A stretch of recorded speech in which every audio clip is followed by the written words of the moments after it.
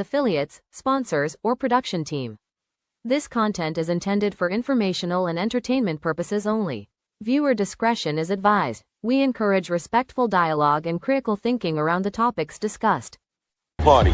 Why I like the new party? Number one, it's a group of people that's on a panel. We all have differences, but we all basically still come together at the end of the day. The new party for me is about unity. The new party for me is about educating people to the truth, letting people know what's been going on in our country. With that being said, shout out to the new party, man. We're going to keep it going with y'all.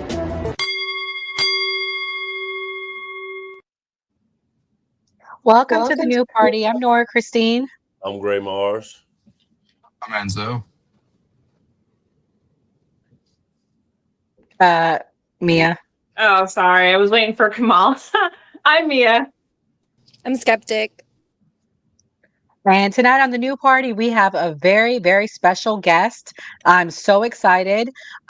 We have Jose Vega joining us. Tonight, we're diving into one of the most unpredictable and explosive political races in New York, maybe even the whole country. We're talking about the Bronx, New York's 15th congressional district, a district that's long been represented by Ritchie Torres, a polished Democrat with deep establishment ties and growing national visibility. But he's got a problem now. Jose Vega has entered the race. Jose, let everybody know who you are and why you're running. Well, thank you for having me on your show, and thank you for letting me come on here. This is actually my second time running. The first time I ran against him in 2024. Last year, I had announced in March or February of 2024, and I'm running as an independent. I ran as an independent last year. I ran as an independent now. The reason I'm running is because, well, for one, I'm from here. I'm born and raised here in the Bronx, and I've developed a little bit of a reputation for my, I call them interventions, where I stand up and I confront politicians. And these videos have gone extremely viral. I have over 30 videos of them, of me confronting different politicians, journalists, influencers, not influencers, but media influencers. The New York Times, famously, I went after them. I decided that Ritchie Torres, who is the representative of the poorest congressional district in the country, although he's more occupying it than he is representing it, because he doesn't do anything for the people of the Bronx. The Bronx looks like crap, and for the last 50 years, people have been told that it's going to get better at some point, and it hasn't gotten better.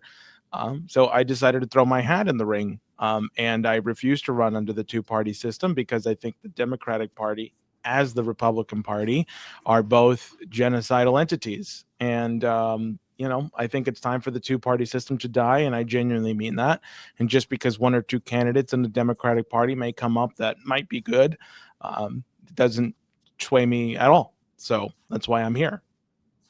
Well, Jose, I've been saying the same thing. I've had a watershed moment. I voted for Trump, but I'm a proud independent at this point. So I understand where you're coming from.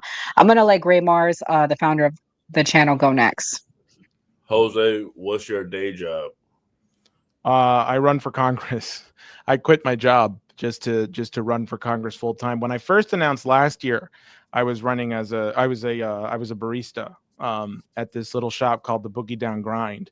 But I decided to quit maybe about a month into running my race, because I realized, like, if I'm going to actually start this movement, if I'm actually going to start an independent platform from scratch, I don't think there's a viable third party, or not that I'm running for a third party, but a viable independent force in the country right now that I thought, like, there's libertarians, and then there's the Green Party, and there were other places like the People's Party, but none of those places really align with what I think. And I'm not really interested in starting a quote unquote third party.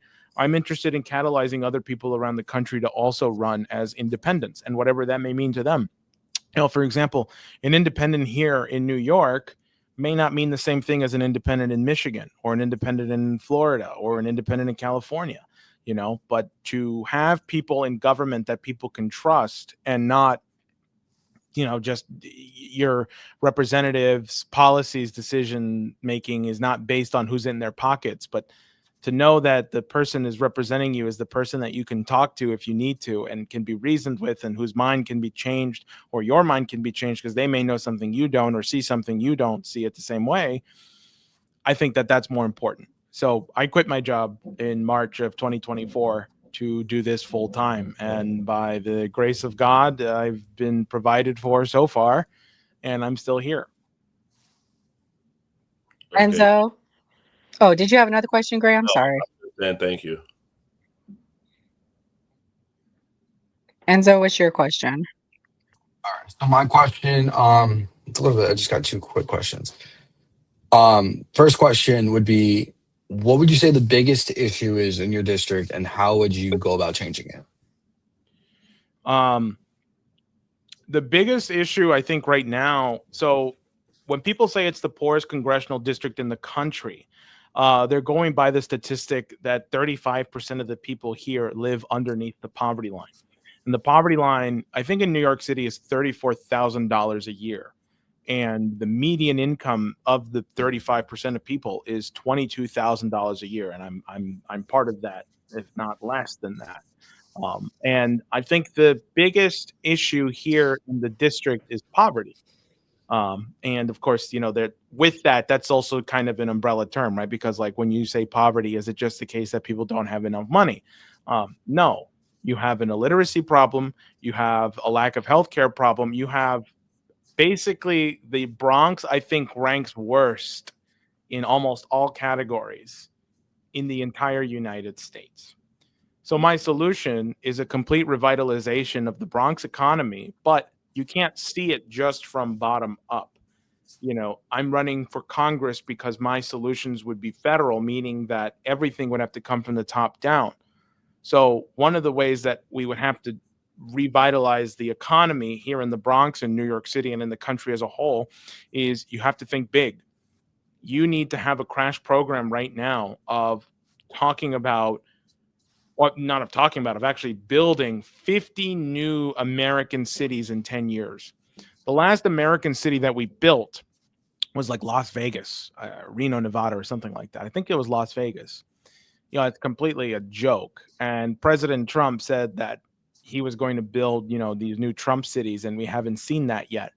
But the way the Bronx would fit into that, and of course, every other formerly industrialized part of the United States, is that the Bronx in Hunts Point used to produce 50,000 metric tons of steel. And the New York City skyline was built from this one company in the Bronx in Hunts Point. So you have a problem where you need to completely revitalize the entire country.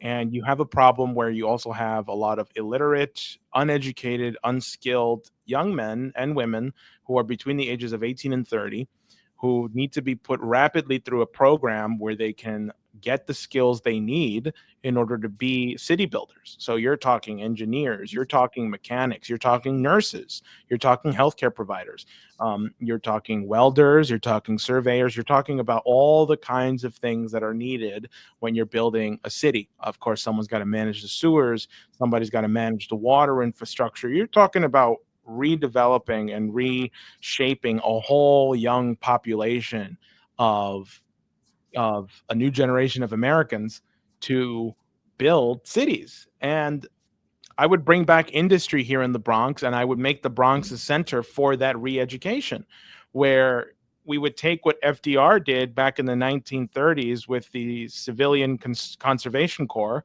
and I have a policy called the Space Civilian Construction Corps. You take anyone between the ages of 18 to 26, and after 2 years, they are at the level of a STEM engineer that could work at NASA. And some of them might end up going to work at NASA. Some of them might end up working on probes, satellite dishes, rocket ships that will be sent to the moon and Mars, because technological development does benefit the domestic economy. And so, giving the country a mission again is how you can alleviate poverty in the country. Okay. Before Enzo asks his next question, I'm going to play a clip to show everybody who Ritchie Torres is.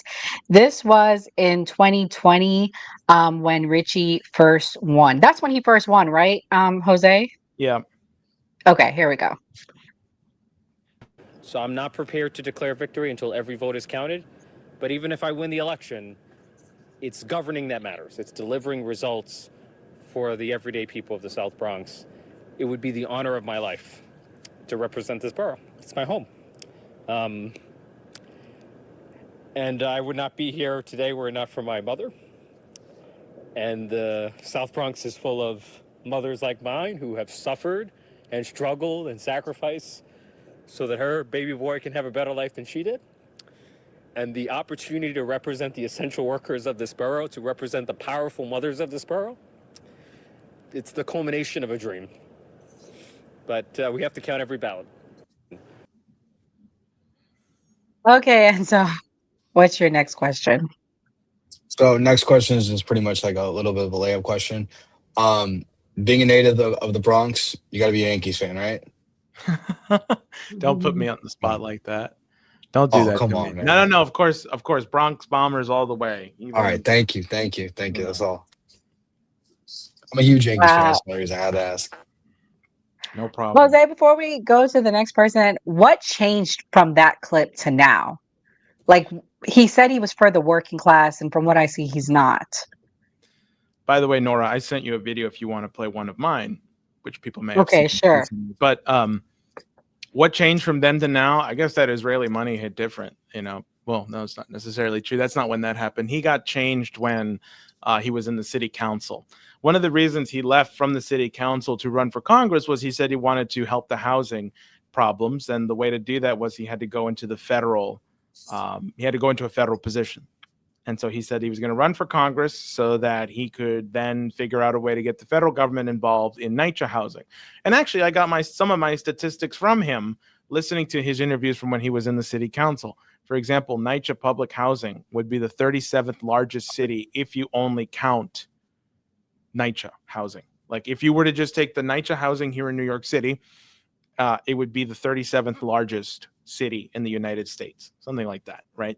And so he said he wanted to go and help the people who live in public housing because he's a product of public housing to get federal funding so they can get repairs. I can guarantee you, as somebody who has gone up and down the broken elevators of the public housing in the South Bronx, it's very much still broken, riddled with piss, graffiti.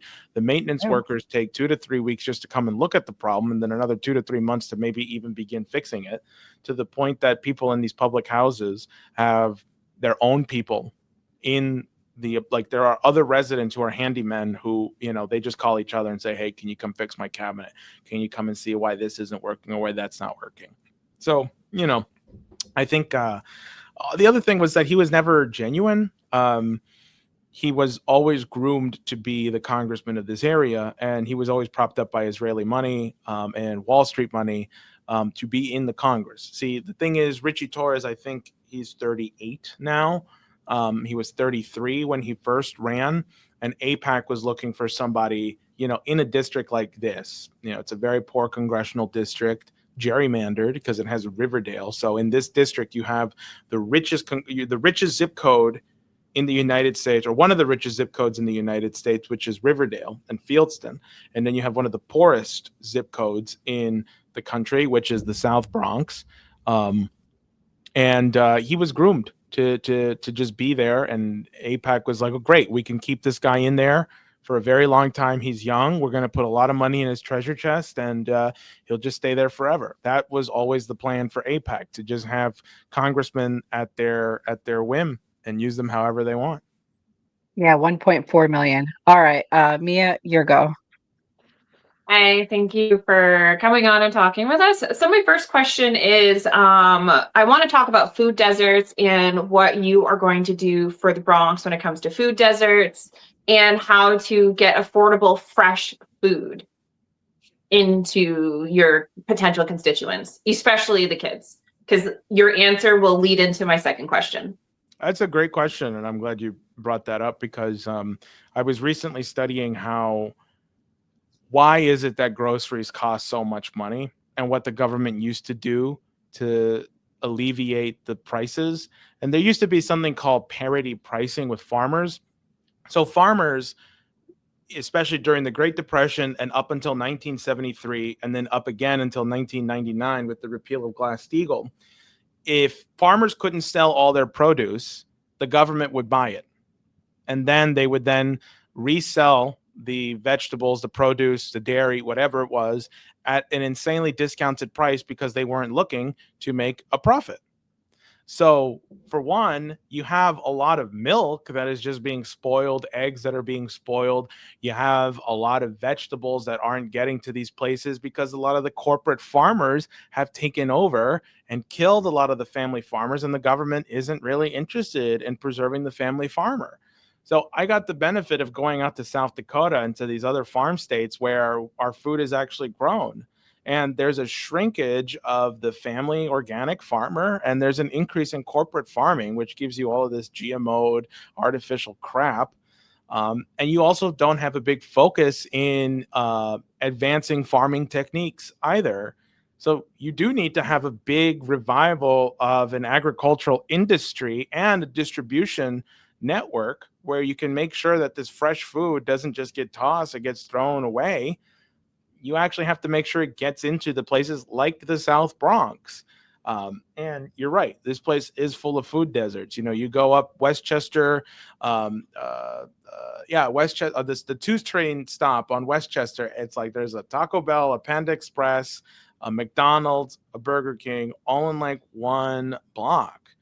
So you don't even have like family owned restaurants anymore. You've just got corporate fast food chains. It's all being priced out because I think it kind of relates to the same question of like, how do you actually tackle this stuff top down?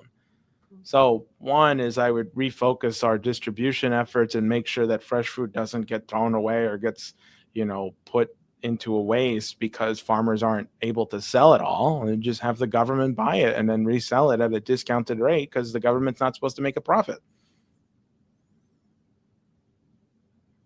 Yeah, no, I absolutely agree. I'm definitely thinking it would be very beneficial for the Bronx to have some sort of farm to table food initiative. Where I live further north, about 6-7 hours north. I'm up in northern New England, and we have a lot of co-ops. We have a lot of family farms, and they sell food literally by the box, by the crate, and it's cheap. And I mean, the state of New Hampshire and Maine and Vermont have all expanded a lot of their programs to where it is cheap. It's like $20 a box. And I mean, at the grocery store, it would cost you $200 for everything that you would get in the box because they don't want fresh food to be thrown away. And then my second question is, with high food deserts, kind of really does, in my personal opinion, they're linking it to literacy rates. So it looks like New York itself has a terrible, terrible literacy rate. Over 51% of students cannot read at grade level. So how do you plan on tackling literacy rates specifically in the South Bronx, given that it's one of the poorest nations? They have terrible, terrible literacy rates, which, in order to build the Bronx back up, you need to have adequate reading comprehension in order to run a welder, in order to do X, Y, and Z, in order to build these buildings. So, the food kind of directly ties into the kids, which you need in order to build the city up. So how are we going to combat the literacy rates? You guys really are just, you guys like working for me or something. I had the privilege of working for a nonprofit called the Foundation for the Revival of Classical Culture, which I credit for my background today. I was a product of it at the age of 14 years old, and then I ended up becoming a counselor, and then I worked within it until really just about 2021 or so. And one of the things that we did was we were setting up choruses around New York City, specifically to increase the literacy rate. There is something about the way the brain functions when you're teaching somebody how to sing, but sing classical music in a choral setting, and you're teaching them how to read sheet music. Scientifically, it's the fastest way you can spread literacy amongst young people. People under the age of 17 adapt pretty quickly when they learn how to read sheet music and they learn how to sing. So that was something that we were doing at like the nonprofit level. But at the federal level, you would need to redesign the curriculum so that it is actually focused towards so that it was actually focused towards making sure that the literacy rate stays high. So here in New York, for example, I think only 50% of high schoolers actually pass the English regions that we know of. Then there's very famous cases like stuff that happened in Long Island and Brooklyn, where certain teachers and schools were just passing kids as regions for them, or just graduating them for them. So you have a pretty big illiteracy problem, and you have a pretty big systemic problem that starts from the top down, because nobody seems to care about these kids. Now, here with our congressional campaign, one of the ways that we've started doing it, one of big philosophy of ours is that we're just going to act like a congressional representative, even if we're not voted in. We're electing ourselves to start. Every Friday night, we do an Edgar Poe reading where we teach people about Edgar Poe, because Edgar Poe lived here in the Bronx for the last 3 years of his life. And we read a short story that he wrote every Friday night, or a poem. And another thing is I encourage people to memorize poetry. And the importance of that is that if you teach somebody the ability to read, you change their life forever. And you would think that that's something that should just be kind of like common sense, that literacy should just be a basic human right that is taught to them. But the problem is that the entire education system is completely shot. So I guess in short, just to kind of sum up my answer, you would need to institute emergency choral programs as a way to spread the literacy rate amongst the people who are under 17 and under. And then if they're 18 and over, so if you 18 to 30, you can do the Space Civilian Construction Corps. One of the essential features of that program is teaching people how to read.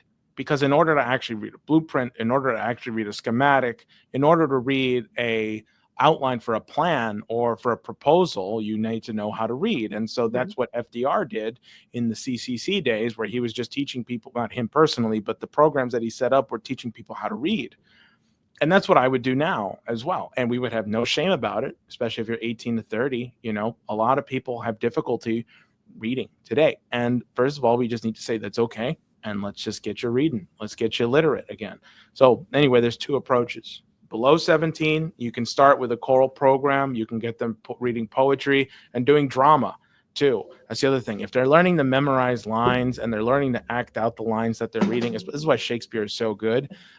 Because if they're memorizing monologues, if they're memorizing poetry, and they have to recite it, not only are they learning how to read the words on the paper, but they're learning to internalize it and bring emotion and meaning to it and apply their own subjective meaning to it as well. So not only are they familiarizing themselves and assimilating themselves with the content that they're reading and ingesting, but they may even be able to write their own kind of stuff too, to be able to emulate the great works of art. Yeah, that's fantastic. And one super quick question, pretty much yes or no. If you were elected, would you work towards repealing the No Child Left Behind? Would I work towards? Because I feel like that's when our literacy rates and you can almost see how it negatively impact American students across the board with No Child Left Behind. That's when we stopped really caring and we just started pushing students through. I remember I was in third or fourth grade, and the teacher was threatening to give us all Fs because we were misbehaving. And one kid said well, because of No Child Left Behind, you can't actually do that. And that's my experience with No Child Left Behind. I'm 26, so I actually. Oh, I was about to say he too young to know the answer to that. I had a feeling. I didn't want to be I was a product, I guess, of No Child Left Behind. But I'm glad to say my education was not rooted in my elementary, middle, or high school days. A lot of it I was just self-taught. With this foundation for the revival of classical culture, where I learned a whole different approach to learning, which was the Socratic method to learning. I guess I can safely say yes, because there's something very wrong with our education standards. I would just work to completely redesign our complete curriculum, and if that means we have to start from scratch, then I'm willing to do it. Facts. Great answers, Jose. I'm going to play the clip that you sent me, and then I'm going to move on to Kamal Johnson with his question. One second, guys. Let me pull it up. Here we go. This is a clip that Jose sent us. Uh-oh, Nobel Prize winning economist here to tell us how great the economy is. I certainly wonder how the residents of Asheville, North Carolina must be feeling right now with no access to power or water or communication with the outside world. I wonder how enthusiastic they are about the economy right now. I wonder how enthusiastic the residents of the South Bronx must be feeling about the economy. Hey, maybe North Carolina should rename itself Israel so it'll get $20 billion in aid. Or maybe Ukraine so it can get $300 billion in aid. Maybe the South Bronx should do the same thing. I mean, I'm sure the economy is great for smug liberals like yourself who make $5 million and are worth $5 million. I'm sure the economy must be great for all you smug journalists, economists. All of you must be having a great time with the economy when most people can't even pay for basic necessities, for people who are getting evicted because they can't pay their rent. Because over in the South Bronx, just a few miles away from here, there are portions of buildings that are literally collapsing. And I'm supposed to give a shit about the stock market? You want to know why the presidential election is tied right now? Because our money is being sent to Was this Israel before and he won, Ukraine Jose? so that they can continue to bomb No? innocent Okay. women. You think that's a great economy? I'm sure Israel, with their free healthcare, is having a great time with American taxpayer money. Hey, is anyone here going to talk about the fact that we could be in war with Iran in a few days? Or do we need to focus on the S&P 500? Is that what actually matters? The S&P 500, when most people may not even be alive here in a few days just because we're on the verge of nuclear war. Hey, listen to me, Mr. Krugman. Your degree is worthless. You might as well use it as paperweight because it means nothing. I hope you enjoy the dead children that the economy is powering. Our economy is definitely very powerful right now. All that stock market money goes to the military complex so that more innocent women and children are dead. And fuck off with the New York Times, the liberal apologists for war and genocide. You all fucking suck. People need to wake up right now, and we need to have peace. We can work with China. We can work with Russia. We don't need to start war with Iran. Oh man, what's the backstory, Jose? So that was in October 1st, I think, or September 31st, something like that, of 2024, just last year. Okay. That's what I said. Is it before Trump won? Okay.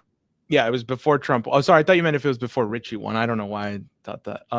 Yeah, it was before Trump won. It was that guy that I was yelling at. His name is Paul Krugman, and he's known as Mr. New York Times, and he was hosting a symposium.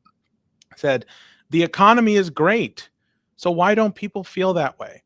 And he's known for lecturing Americans, for telling them like, oh, the economy's great, the stock markets are up, people are making a lot of money, like why aren't people more happy with the Biden administration? He did such a great job. So that's why I went there to go and give him a piece of my mind, and yeah, that's what that was. Okay, that's a good clip. All right, Kamal. Yo, what's good with y'all, man? I was having technical difficulties on the goddamn back end. Like I looked up who the opponent of what's his name? Ritchie Torres. I'm be honest, I don't know who the hell he is. I just looked him up today. And they didn't even have you pop up, Jose. They had some other dude named like Ruben or something. So like all my shit was scattered and stuff. And I had to change thumbnails. But anyway, first question I have for you, Bert, is what's your lineage? What's your background? What's your lineage? Like that's my first question. I was born here in the Bronx. My parents are from El Salvador. My dad fought in the Salvadorian Civil War at the age of 15, and Then he came to this country when he was 18 or so, and my mom was a refugee of the Civil War. And they met here in New York, and then they had me in 1998. So that's my lineage. That's where I come from. If you want a more esoteric answer, I am a part of all oppressed people in the world, and I am part of every struggle. And I am part of all humanity. You know, there's the John Donne poem, "Ask not for whom the bell tolls; it tolls for thee." Do you know that one? Um, you know, yeah. All right, I got a couple more questions. All right, what's your political affiliation? Because I couldn't find that shit, bro. Like I was looking just right now, I couldn't find it. What is it? I'm an independent. I'm not a Democrat or Republican. I think both parties are terrible. Okay. Next question. Me as a Black American, a foundational Black American, what would you do to help my people out? The same thing I would do to help every person out, which is make sure that everybody has access to a quality education, make sure that every human being and every American citizen has the right and the ability to develop themselves to their complete creative capabilities, and make sure that everyone has clean access to housing, water, food, and proper infrastructure, and make sure that everybody has a mission, that their lives are defined not necessarily in the present, but for the kind of world that we are going to leave people for, let's say, years after we're dead. That's how I define my life. I don't, I mean, there's my life, and then there's, how I live presently. But when I die, will I be able to say that I left the world a better place than, did my existence actually have a productive meaning? And I would want to make sure that, for future generations, they have a better life than I did. All right. Hold on. I do got a couple more questions. Actually, RJ actually asked the question in the chat that I actually had. Gentrification is going rampant out there, and it's fucking us over as as Black Americans. How would you fix that? Well, gentrification, I mean, it's happening here in the Bronx. It's happening in New York City. The problem is that you have these poor areas that are being overrun by mega corporations like Whole Foods or Trader Joe's. And like the thing with Whole Foods is that they try to bring like this sort of fresh food mentality, but the problem is that they outprice the neighborhood. And what that does is that attracts wealthier yuppies that can afford higher rents. And then you have landlords that decide to take advantage of that, and then they raise the rents and they try to push out all the poor tenants, whether it's through illegal means by shutting down their heat or their water or one way or another.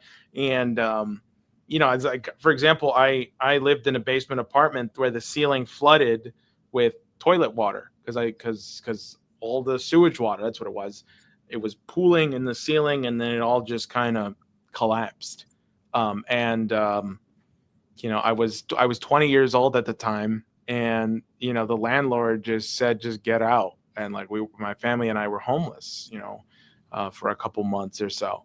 And there was I went to my city councilman, I went to my assemblyman, and my city councilman basically told me to drop it because I had gotten a lawyer pro bono.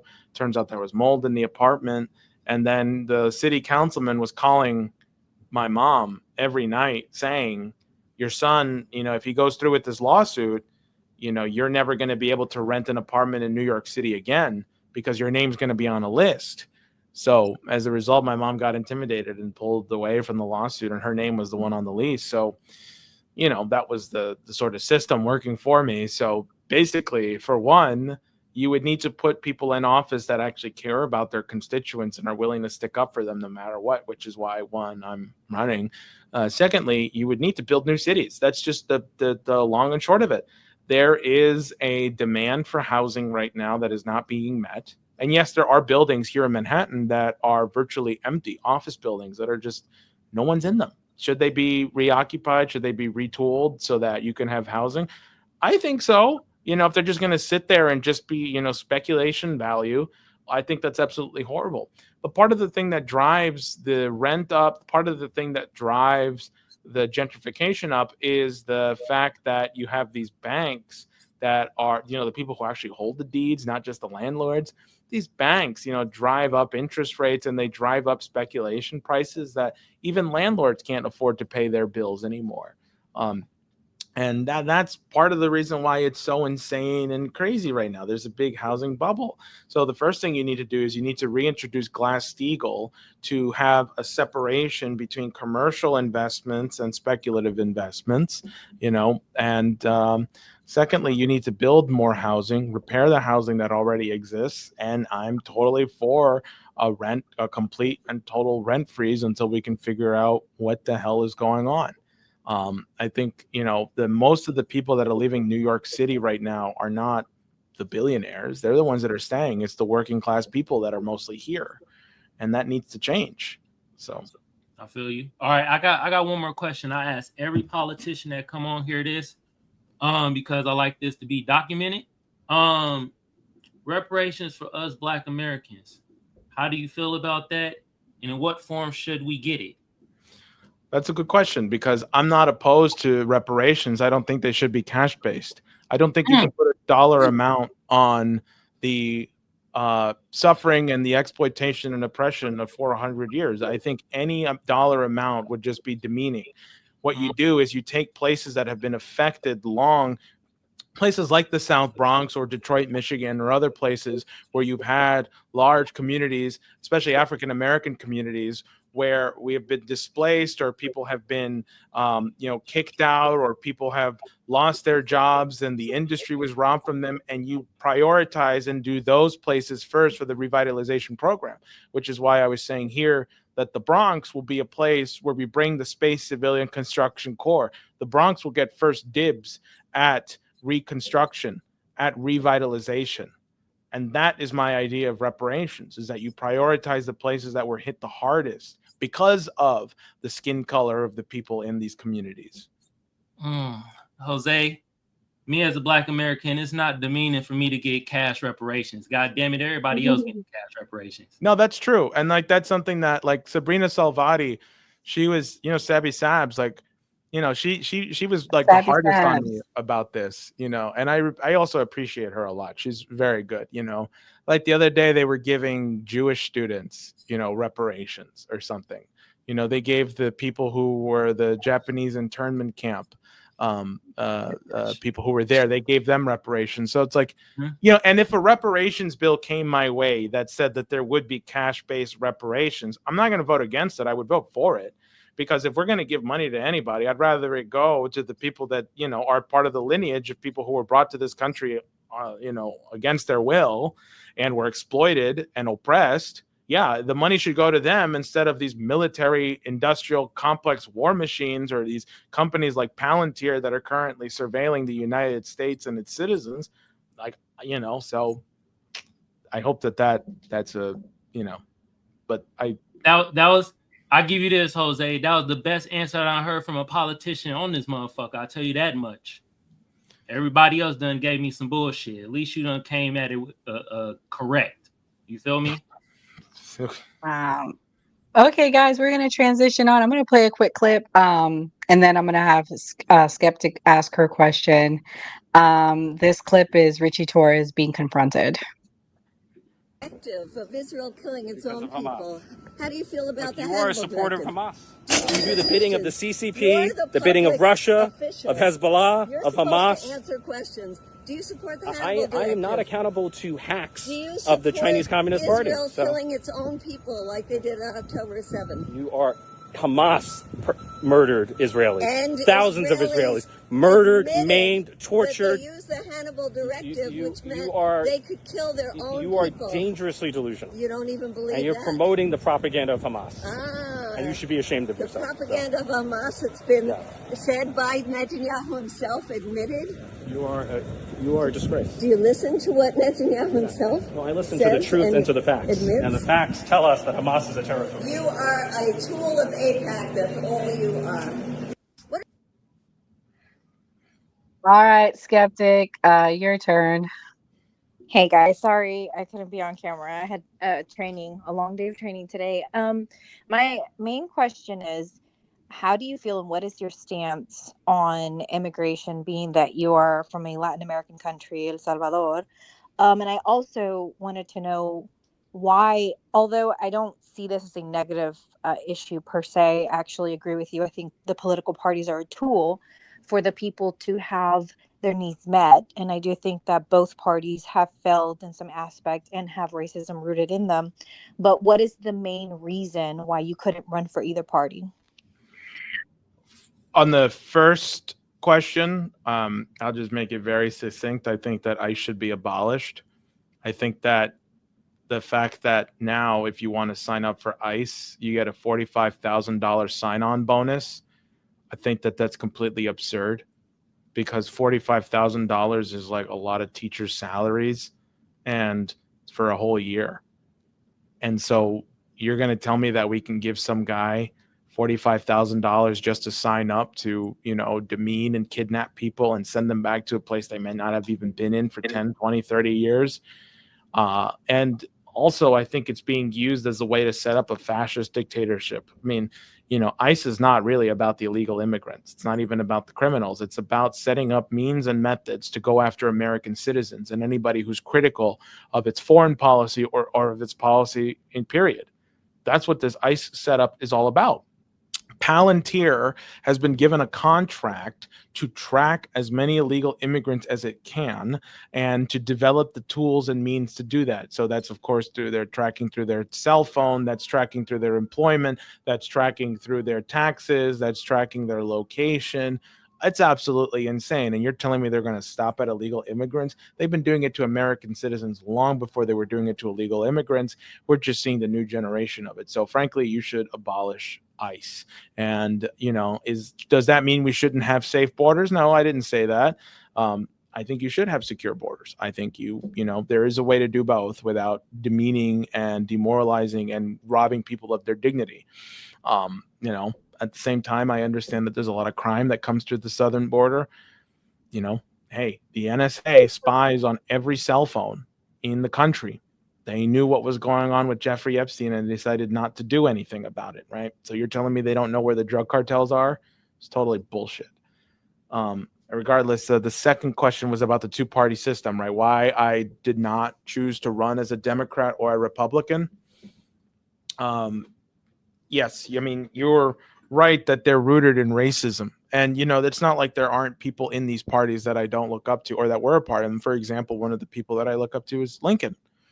Lincoln, I think is a model president, and FDR, model Democratic president. But the two-party system has become quite a joke, and I think it makes people lazy in their thinking. Because if people can just see a D next to my name or an R next to my name, they don't have to do any thinking. They can ascribe whatever they want to me. Oh, he's a Democrat? Okay, great. Yep, give him the money. Or, oh, he's a Democrat? Nope. He's probably pro this, pro that, whatever, right? And that's the problem. People have become lazy. And I think then people start calling for things like term limits because they forget that there's a responsibility the citizenry has in upholding the republic. I'm tired of this team sports mentality, right? Democrats versus Republicans, as if one is worse than the other. They are the exact same thing. They both agree on war. They both agree on the 15 things that actually matter in this country. They agree on how to make your life hell. They agree on how to raise your taxes when they need to. And sometimes they pose, like, for example, like the Democrats right now that are in a minority, they like to complain and bitch and cry. Oh, we can't do anything because the Republicans are in charge and they have everything they do. When they were in power, nothing got better. And nowhere knows it better than here in the South Bronx. For the last 50 years, it's been a Democrat-run city, a Democrat-run borough. The whole city has mostly been Democrat. Giuliani was a Republican, but, it didn't get better under him either. No,